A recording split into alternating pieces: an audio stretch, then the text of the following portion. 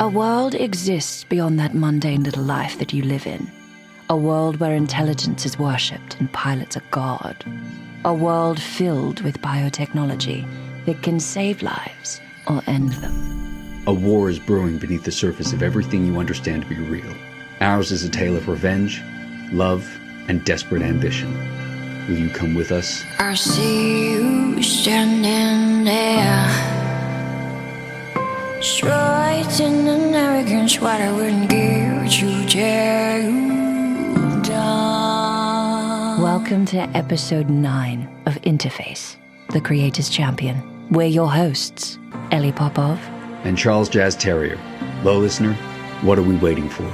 Tango waves around your neck will hang you out to dry. Tango waves around your neck will hang you out to dry.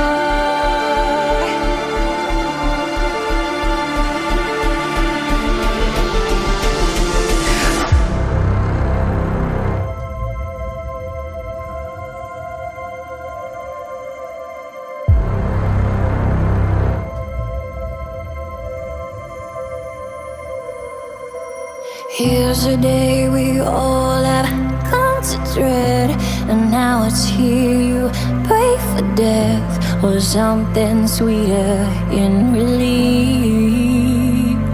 I watch you slowly bind like this for years. We can't go down like this. One more kiss before you go.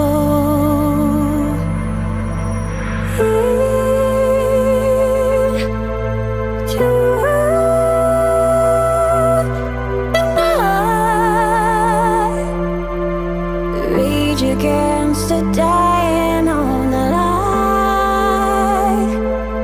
Don't fight tonight. Rage against the dying of the light. The sleek black van drove steadily up the winding dirt road through the large field of grapevines, creeping ever closer to the impressive winery at the peak of the hill. Frey sat in the back of the van with Jasper, two of them half-dressed, and rummaging through a pile of more presentable clothes between them that spilled out from a couple of duffel bags on the floor. Across from Frey, Jasper yanked on a pair of black cargo pants, squirming ungracefully to pull them over his waist. After he buckled the front, Jasper bent to don a pair of black docks. Frey's own clothing mirrored Jasper's, and she unabashedly wiggled her own pants up over her hips and buckled them at the waist before lacing her shoes. Almost in unison, Frey and Jasper pulled matching black tank tops with hexagonal emblem imprinted upon the left breast over their heads, smoothing the fabric down over their torsos. Frey and Jasper were both now dressed in the base uniform of a field member of the Armed Forces organization. The fabric adorning their bodies comforted Frey as much as it gave her anxiety. Prior to Frey entering the interface bid, she'd worn this uniform or similar for years, but since the commencement of the circuit games, the uniform had been sporadic. Frey only clothed herself in it now when duty called, like today, when she and Jasper had come to meet with Julian face to face. Julian had insisted the meeting take place at Zirame Winery, an elite location with an award-winning winery and restaurant. For as long as Frey had known Julian, and that was some time considering he had watched her over the years since she was a child, Julian had never lowered himself to join the masses of the average. Everything must be constructed and experienced at the highest levels of perfection, or else it was a waste of Julian's time. She knew, though, far back into Julian's days as a young man, that he hadn't always been so wealthy, so elitist. Julian had risen in life through sheer talent, determination, and discipline. Frey had taken after Julian in those regards, except, of course, for the elitist bullshit. The van slowed as it pulled up to the winery's entrance, and Jasper, who was closest to the door, slid it back and stepped out of the vehicle, his shoes thudding on the stone pavement of the driveway under his feet. Frey turned to Isaiah, seated on the driver's side, and gave him a lingering glance, which Isaiah returned with a serene smile, calming Frey's insides. That simple, extraordinary expression from Isaiah reminded Frey what was at stake, and why this would be all worth it one day. Beside Isaiah in the passenger seat was Fergus, who'd tinkered with the broken corpse of a drone. Julian's, they'd suspected, when they found it rattling around in the back corner of the van. It was just like that man to always have eyes on them. Julian never trusted anybody, not truly, despite his spying methods. Frey knew that Julian would be pissed off if he figured out that one of his precious drones had been damaged. Thus, Fergus had to set himself to the task of repairing the annoying spyware. "Do you think it's salvageable?" Frey asked as she inched towards the van's exit. Fergus had a tea towel spread out over his lap. The drone was in what looked like to be 100 pieces on top. If she had been Fergus, Frey would have just been frustrated as hell at the puzzle before her.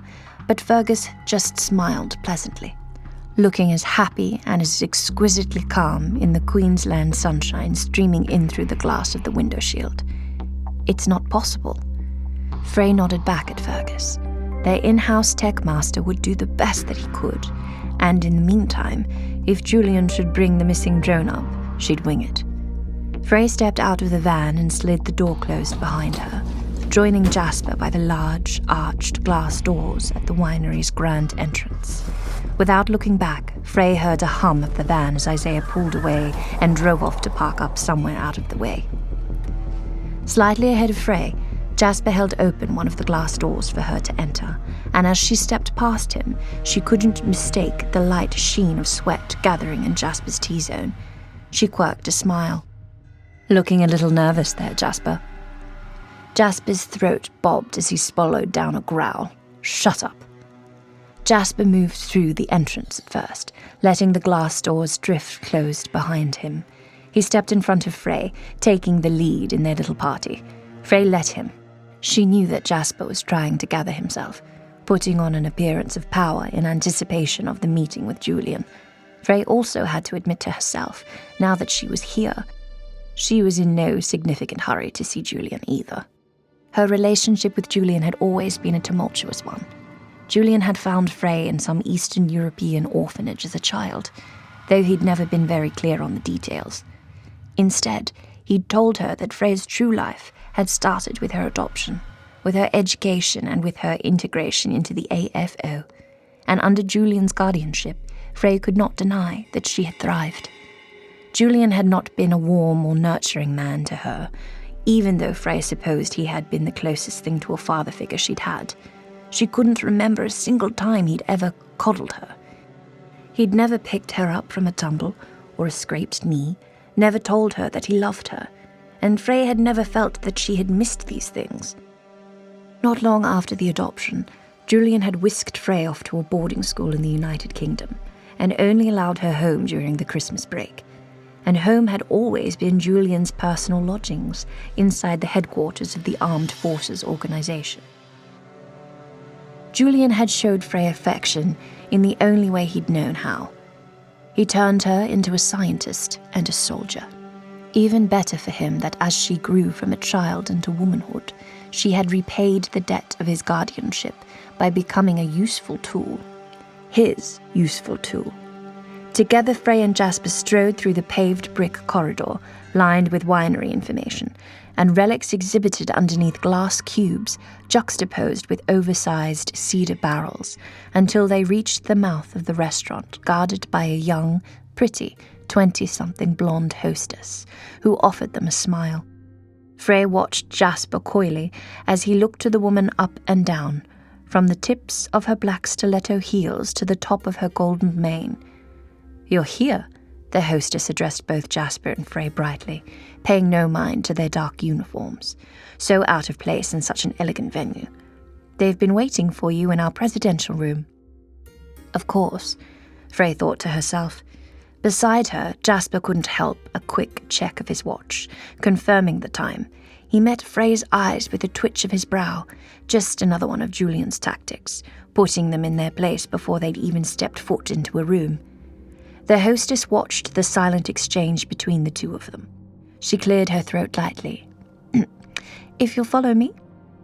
Without waiting for an answer, though Frey supposed she didn't expect one, the young hostess stepped into the restaurant, Jasper directly in her tow. Frey followed silently behind, glancing at the spread of tables laden with pure white tablecloths, fine silver utensils, and crystal wine glasses. The restaurant itself was a wide open space, almost cavernous except for the surrounding high glass windows through which patrons could view the rolling hills of the winery. The woman continued to the far end of the restaurant, striding up to the set of closed doors, these ones made out of the same cedar wood as the barrels on display throughout the venue. Standing guard was one of their own in similar uniform to Frey and Jasper, a stern, middle-aged man by the name of Gary, if Frey recalled his name correctly. The AFO guard nodded at them both, a silent, respectful greeting, as the hostess knocked gently on the wooden door before pushing it slowly open.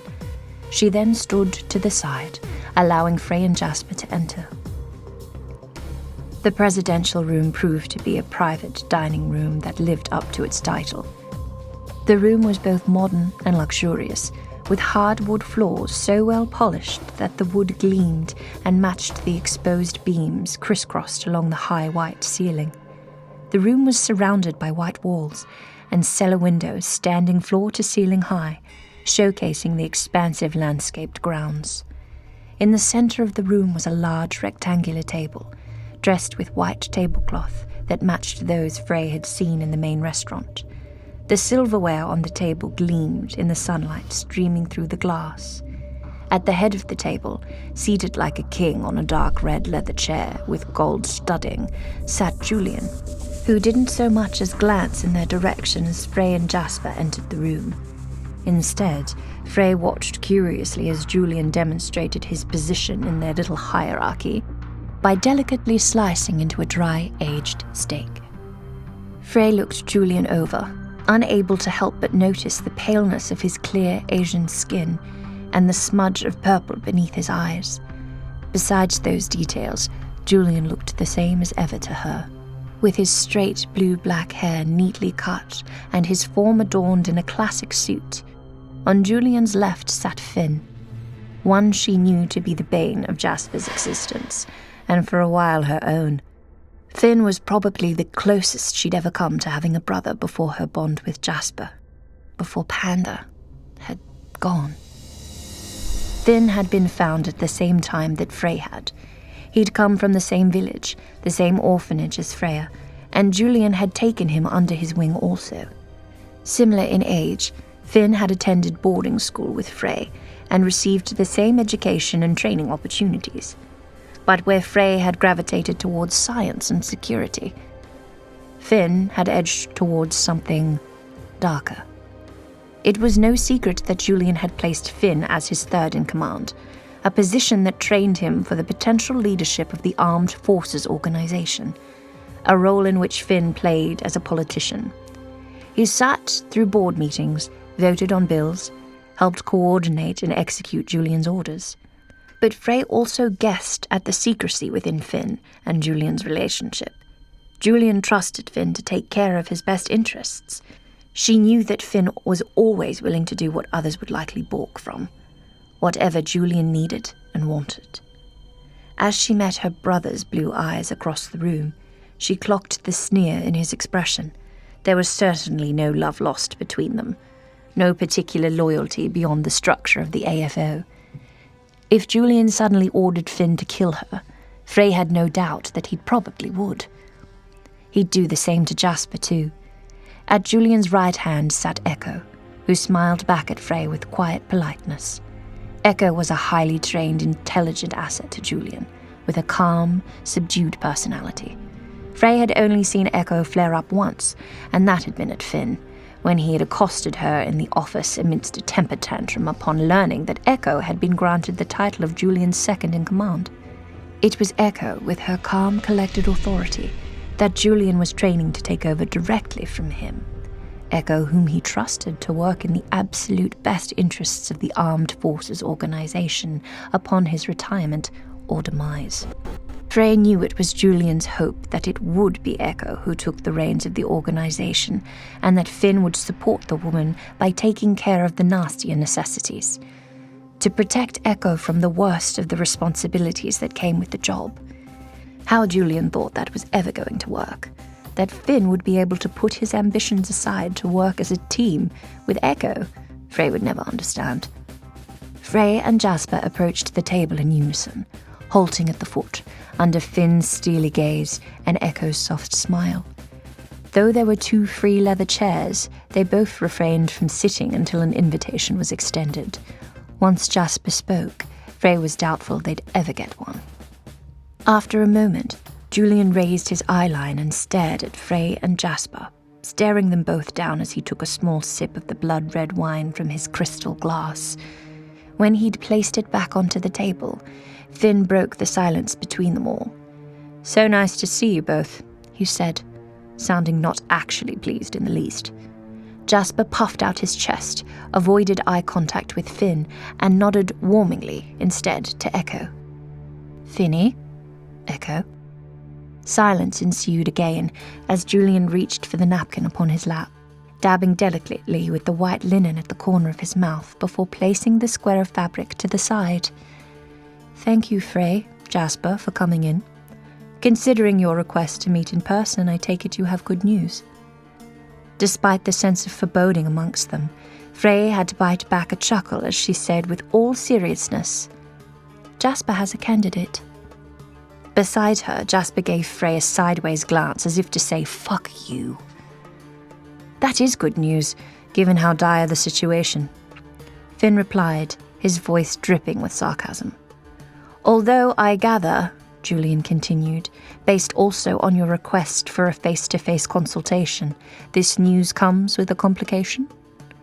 Jasper shot Frey another look that she refused to acknowledge, sending him a clear message that he was on his own. Julian narrowed his eyes in expectation. Jasper squared his shoulders and straightened up, taking full advantage of his height. "We would like you to consider the possibility of bringing Wyatt back as a wildcard for the circuit's second round. Your wildcard privileges were established in the game to bring back successful pilots," Julian shot out without missing a beat. "It's a publicity stunt to keep the favor of the masses." Frey felt Jasper tense beside her. The soldier had never been a fan of Julian's, nor Julian of Jasper. Julian tolerated Jasper because of his enhancements. To Julian, Jasper was an asset, a soldier in the service of the AFO, and a human host of a few $1 million worth of tech. Nothing more. Frey had no doubt that should his usefulness run out, so would Julian's tolerance, a fact that Jasper was in no denial of. "Given what's coming to light, I believe Wyatt's success is imminent," Jasper stated, refusing to rise to the challenge in Julian's voice. Across the table, Finn didn't try and hide the amusement that lit up his face. "With respect to Julian," Finn said, ignoring Jasper entirely, "it's clear that after being embedded for so long that Jasper..." As Julian held up a hand to silence Finn's tirade, Frey held in a grin. Like the lapdog that he was, Finn quietened. Julian eyed Jasper with mild interest. What exactly is it that's come to light?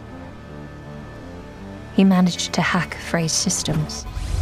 True emotion bled across Julian's face, as his surprise at Jasper's words took him unaware.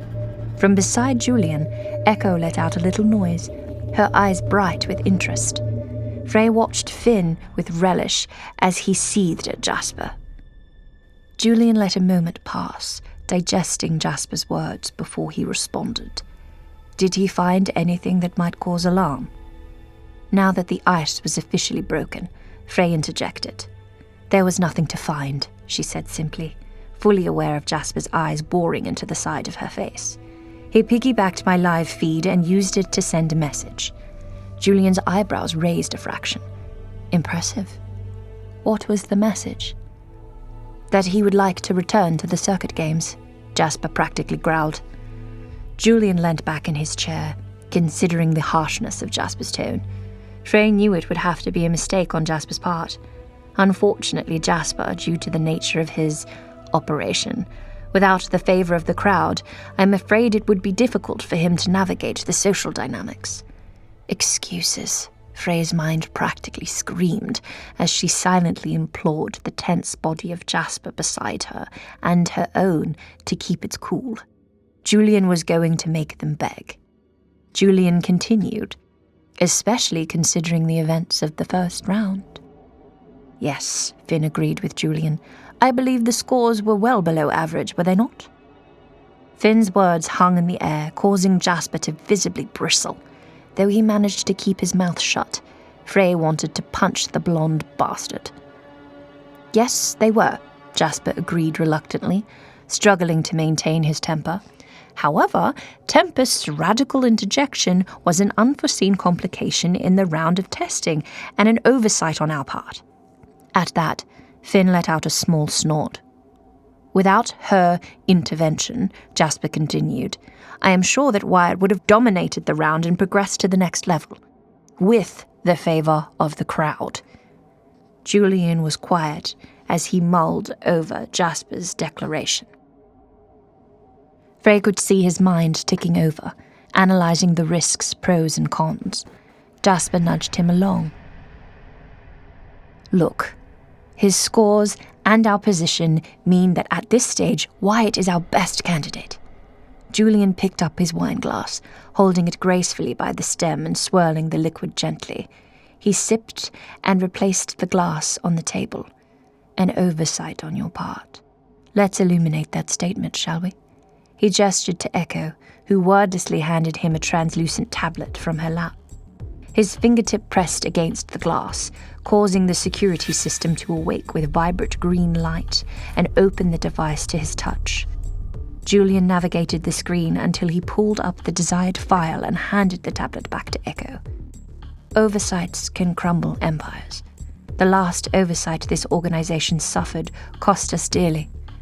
Finally, Julian raised a thin finger and flicked it towards the two empty red leather chairs partially tucked into the table, indicating that Jasper and herself had earned the right to take a seat. Jasper took a small step in Echo's direction, but Frey, who was closest to Echo, bypassed him to take the seat next to Julian's second. Jasper stomped over the remaining seat by Finn. Looking like he wanted to break something, Finn didn't look too happy about the seating arrangements either. Once they were both seated, Julian gave Echo a small nod and she placed the tablet on the table in front of her, before dragging a finger precisely across the screen, activating a holographic projection. The digital glow from the device spread color throughout the room, and Frey watched as Echo manipulated the projected file with her hands, swiping through data imagery. 2010, March 3rd, Echo began in soft yet authoritative tones. 7 casualties at the hands of an invasion by enemy forces, known to the general public as the militia. As Echo spoke, the projection rotated through the 7 identification profiles of the fallen AFO soldiers. And though Frey knew what was coming, she couldn't stop herself from staring. At the appearance of Panda, the last of the 7, his eyes smizing attractively even in his identification photo. Frey felt her breath involuntarily hitch in her throat. She averted her gaze. Echo continued. 5 dead. $2.5 billion of assets lost. Julian leant forward on the table. Jasper, tell me, if I allow you to reinstate your fallen champion, will it be the oversight that destroys the 5 years of shared sacrifice we've contributed to this operation? To Jasper's credit, the soldier didn't hesitate, instead answering Julian clearly and honestly. No, sir. I believe this action will secure everything we've worked for. He won't fail. Not this time. Finn flung out a hand and an aristocratic gesture of dismissal. Julian, reinstating this boy would be a mistake. He countered Jasper. His tone dropped, and Frey thought she could hear the tiniest taint of pleading in the smirking blonde's voice. Let me join them under cover, and I'll secure a more suitable candidate. To Frey's horror, for a moment, Julian looked as if he were half considering Finn's proposal. Then that moment passed. Thank you, Finn. He flashed his almost black eyes in Frey's direction. Frey, tell me, what are your thoughts? Julian's easy dismissal visibly rattled Finn, and Frey watched as his already opulescent parlor paled further. Beside him, Jasper unleashed a silent snicker that went unnoticed by Julian. Frey met Julian's eyes. I believe Wyatt to be the most viable option. Julian nodded. Then I'll allow his reinstatement.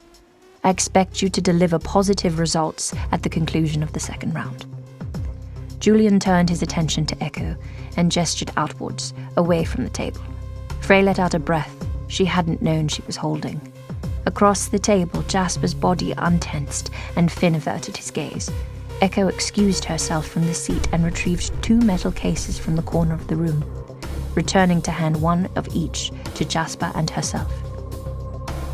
Thank you, Echo, Frey murmured as she accepted the case from the soft-spoken beauty.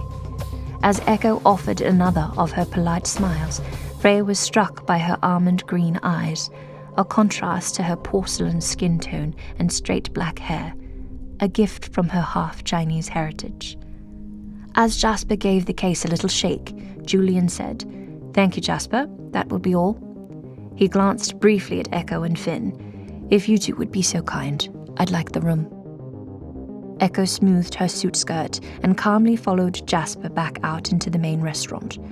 Finn rose from his chair and threw a scowl in Frey's direction before marching out of the private dining room. No, certainly no love lost there.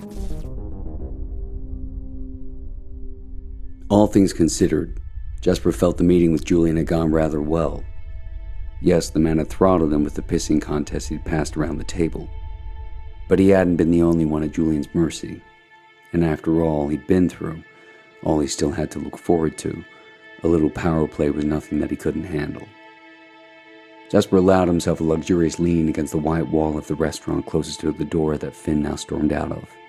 The man was so clearly peeved about the bitch slap Julian had just served him that Jasper could practically see the steam blowing out of each of Finn's orifices. Not that he wanted to think too closely about that. Jasper snickered to himself. In the end, he knew that he'd have his way with Wyatt's return, and frankly, this whole idea was almost worth it just to see Finn get put in his place. The last to exit the presidential room, Echo glided in Jasper's direction and came to stand patiently close by as Julian conducted his private chat with Frey. She looked unaffected by the exile, placid even, as if sensing Jasper's eyes on her. She turned and offered him a warm smile, and Jasper enjoyed how Echo's face brightened with the action, turning her from professional cardboard into a beauty queen, though Echo would never know it, and perhaps she didn't care enough to know it. Beside Echo, Finn paced back and forth, his blue eyes fuming and gaze darting around with impatience. Jasper knew that though it was Finn who spent the most time with Julian, he'd been given the title of third and worked in a mostly cushy corporate job. Finn was desperately jealous of Frey and her bond with their father. Frey and Julian had something unique that bound the two of them together. Perhaps it was the level of respect that Julian offered Frey in a way he offered no other. Perhaps it was the man's steadfast trust in her training, intellect, and loyalty. Whatever it was certainly a grace that Julian had never quite extended to Finn.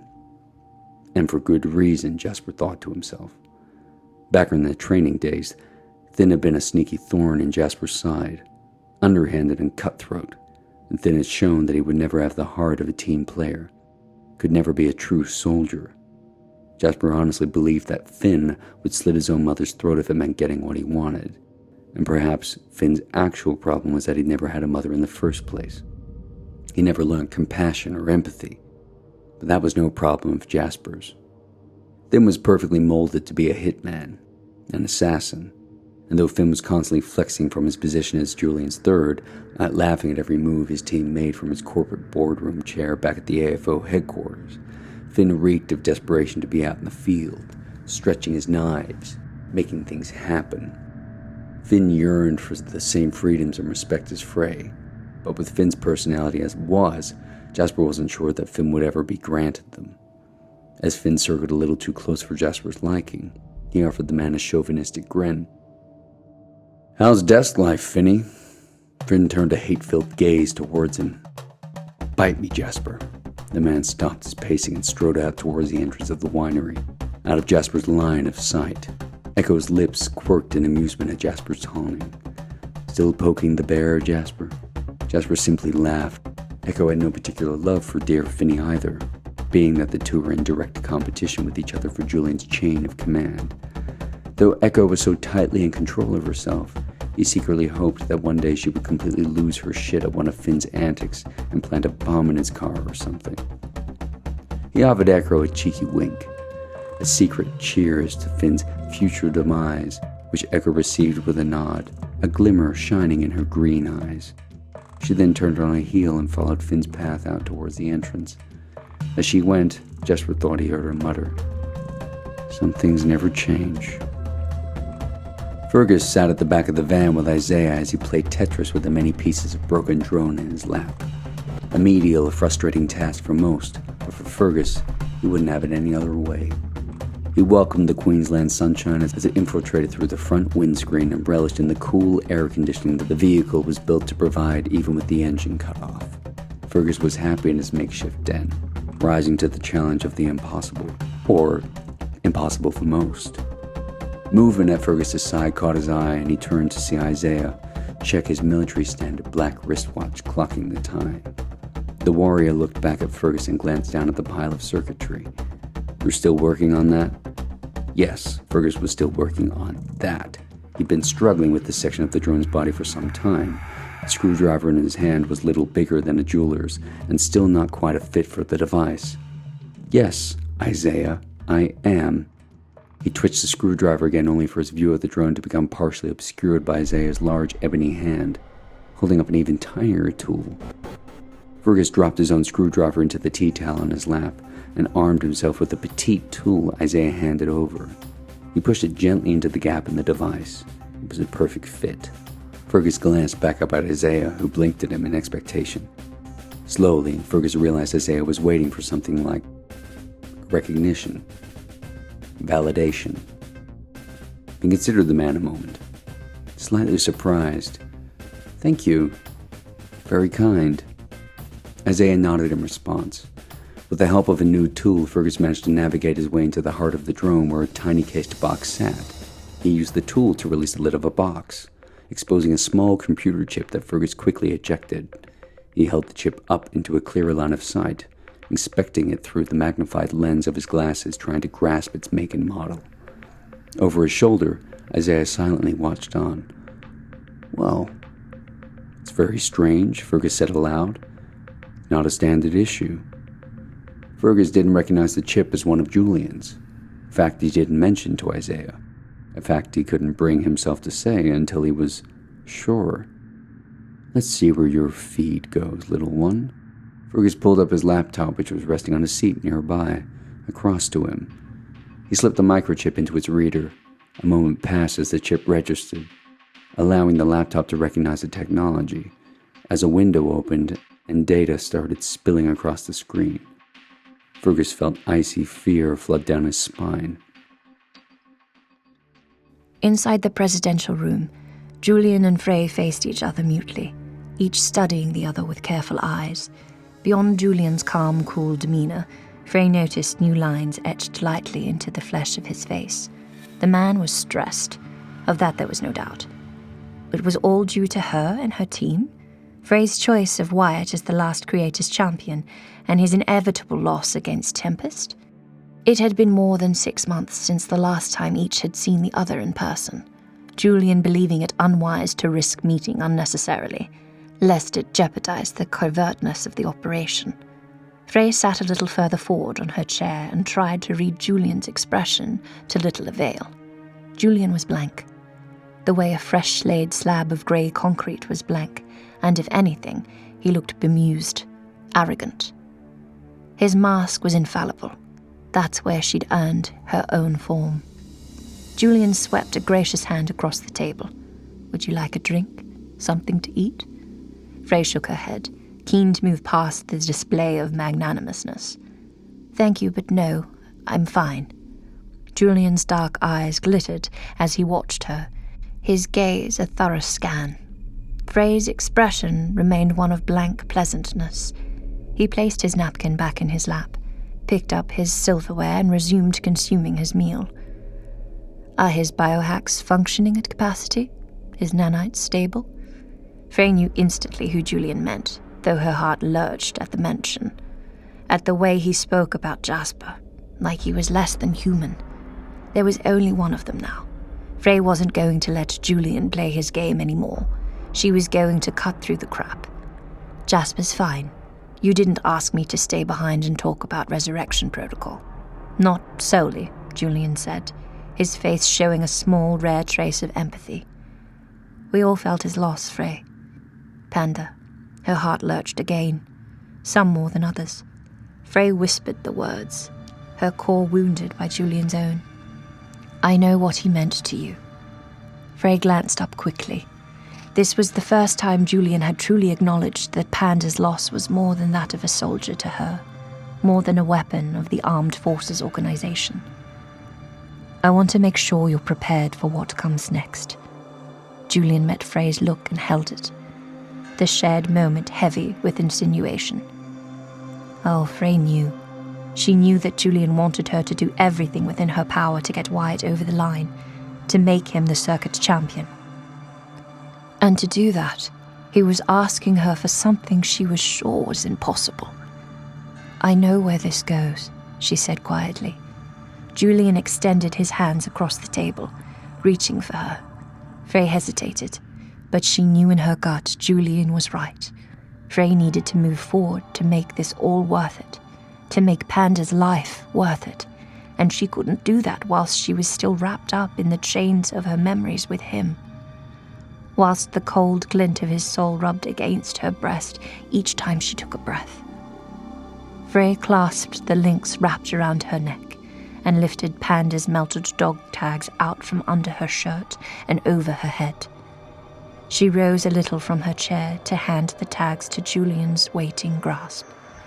Then she settled back into her seat, a feeling of sick heaviness in her gut. Armor your heart and sharpen your wit, Julian offered her by way of consultation. You'll wait for my word? Of course, Frey replied.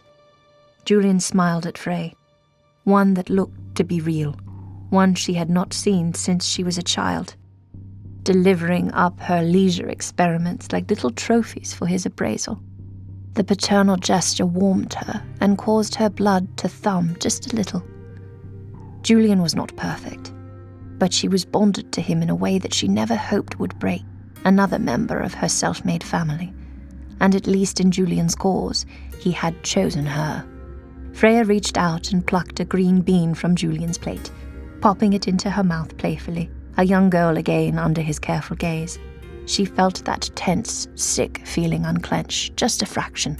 From behind her, the large door to the private dining room swung open with such force it hit the neighboring wall. Julian shot a look of annoyance in the direction of the disruptor as Frey turned too. She came face to face with the breathless Fergus and Isaiah, Jasper barely a step behind them. Something was wrong. I'm sorry to barge in, Fergus panted. It appears we have a problem. He hurried over to the table, approaching Julian without his regular awkward etiquette, and dumped the broken drone right on the tablecloth behind Julian's plate.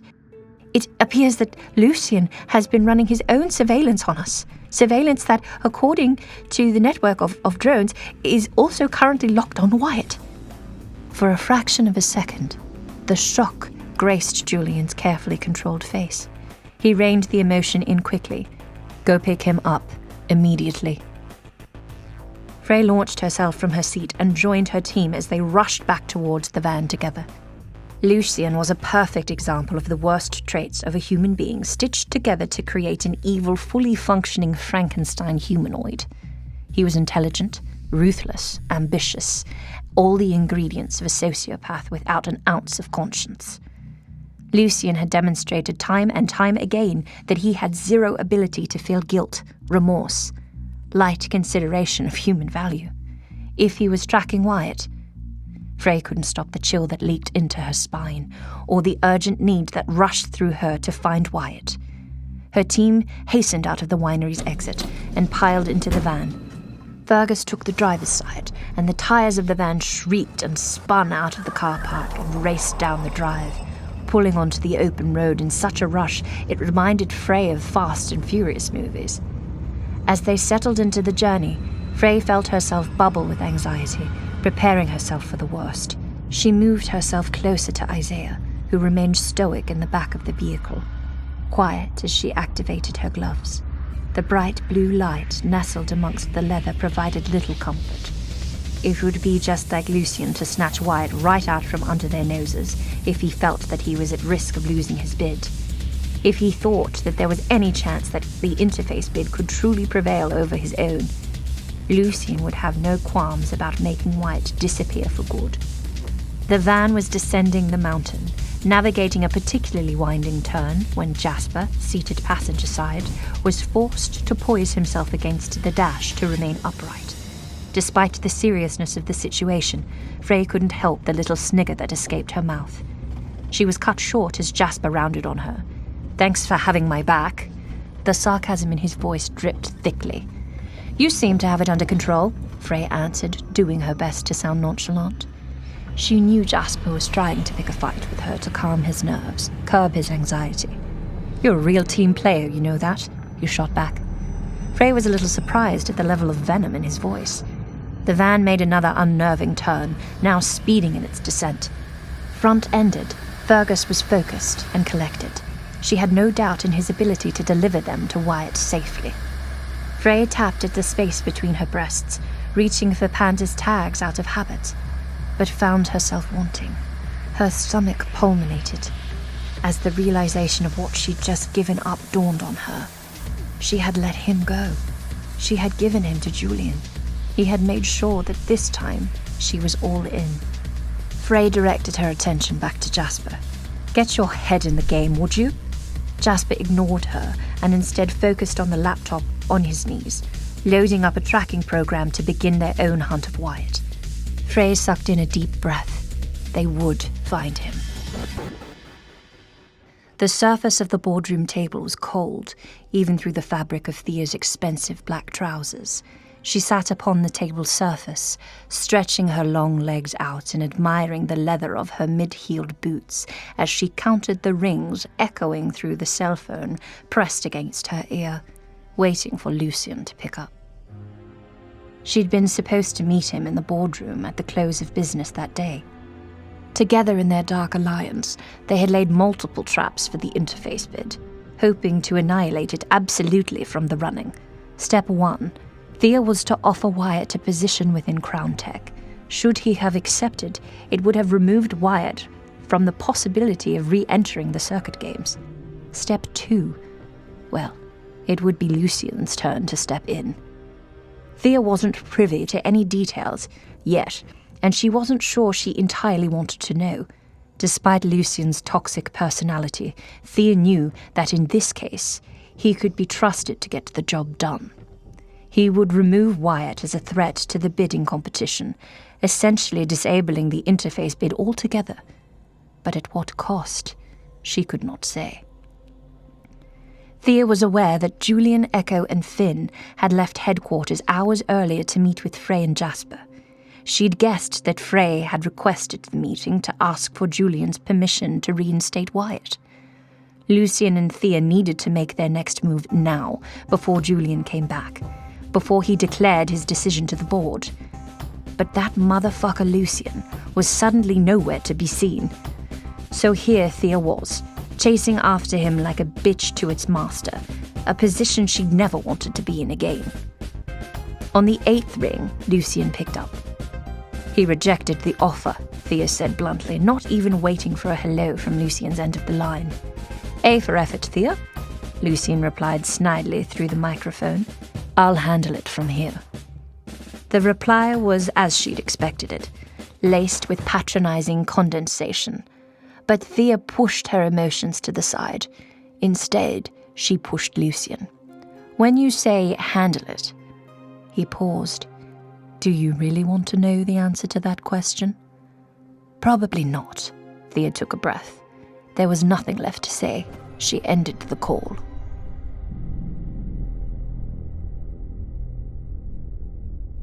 Wyatt could smell the Chinese takeout steaming up from the gaps in the plastic bag as he carried it down the quiet suburban street on his way home. It was twilight. The sun had just dipped beneath the cityscape in the distance, plunging his world into an ashy gray. The shift in light had allowed the heat to die off a little, but it did nothing for the humidity, and Wyatt still found himself sweating like a pig through his long-sleeved button-up work shirt. After the day he'd had, his run-in with Greg and then Thea, Wyatt just wanted to go home and eat noodles.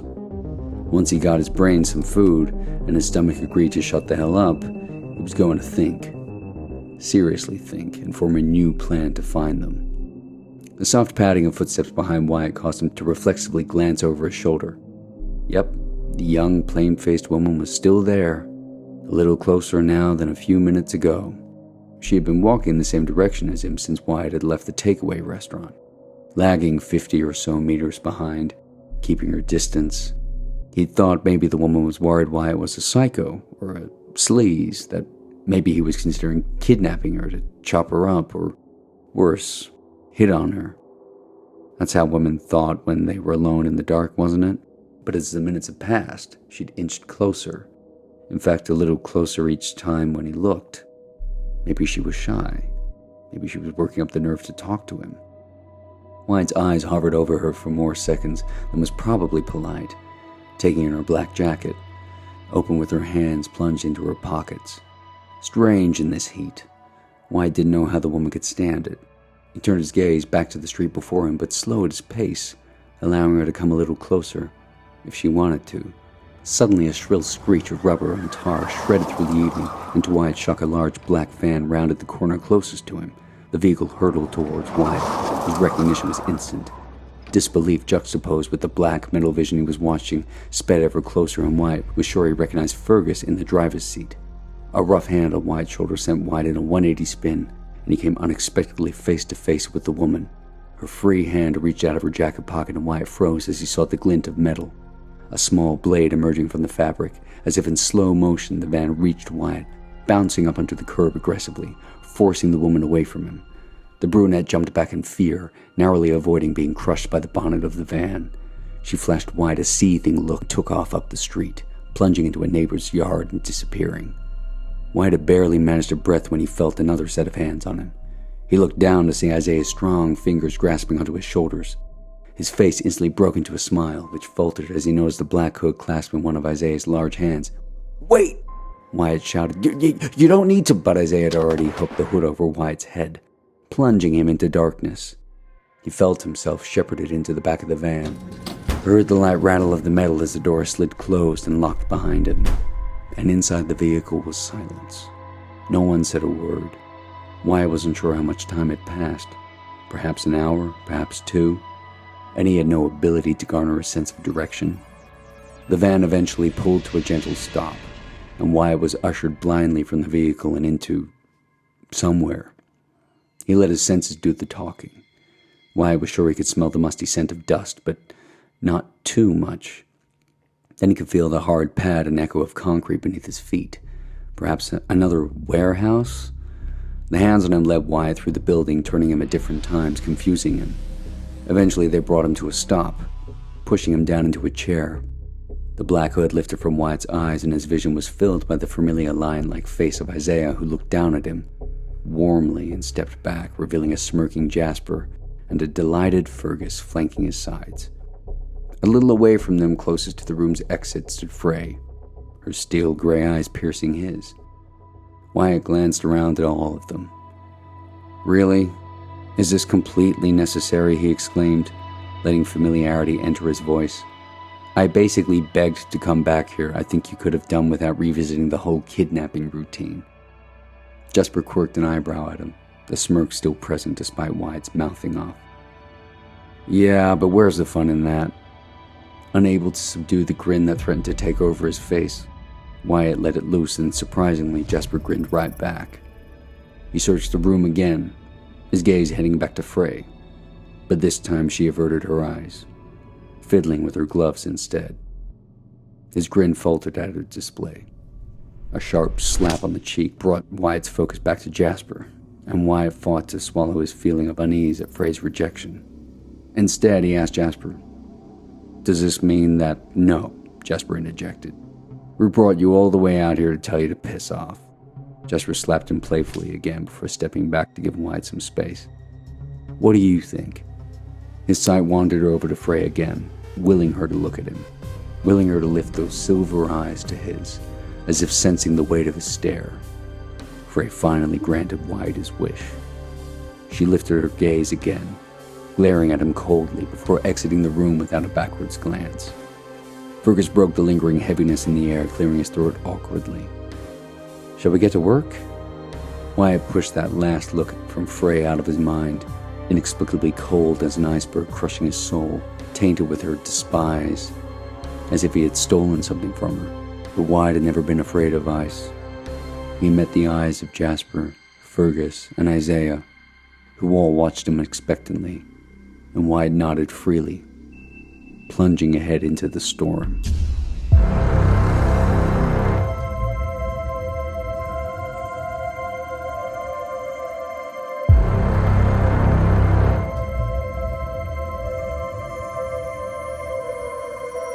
Here's a day we all have come to dread, and now it's here. You pray for death or something sweeter in release.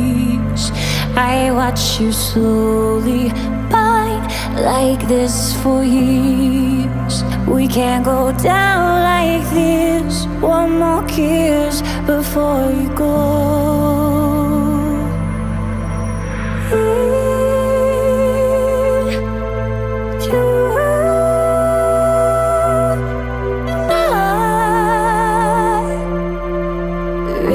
Against the dying on the light.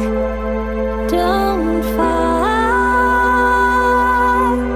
tonight. Rage against the dying of the light.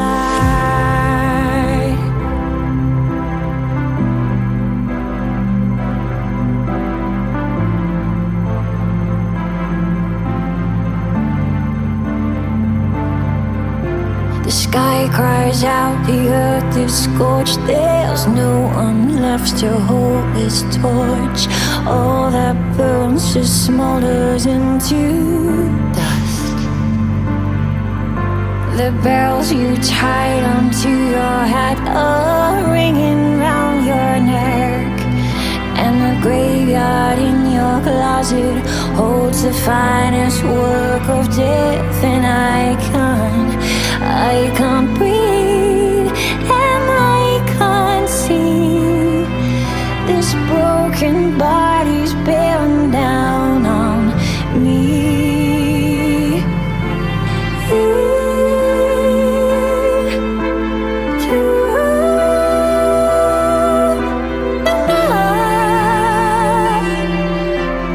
Rage against the dying on the light. Don't fight tonight. Rage against the dying of the light. Finger webs around your neck will hang you out to dry in You have been listening to episode 9 of Interface, the Creator's Champion. This series is a Red Empire production and a Sound Vision Gold Coast original production, and has been written by Amy Casey, Ellie Popov, and Simon Kennedy. This series is produced by Amy Casey and Roberto Mellini. Executive produced by myself, Charles Jazz Terrier, Ellie Popov, Steve Chickerell, Wade Boys, and Sherry Hamrick-Rewell. It is co-produced by Alex Contis and Tom Cramsie. Editing, sound design, and music is done by Roberto Mellini and Tom Cramsie.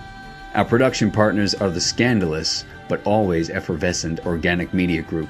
And that theme song you keep hearing belongs to my co-host, Ellie Popov. As you return to your mundane little lives, listeners, my advice to you all is to keep track of our next episode drop. Future information about the series can be found at www.redempireproductions.com. And don't forget to follow and subscribe to us via whatever streaming platform you're listening to us on. Join us again. Live beyond your understanding. Like my words, I'll find a lie.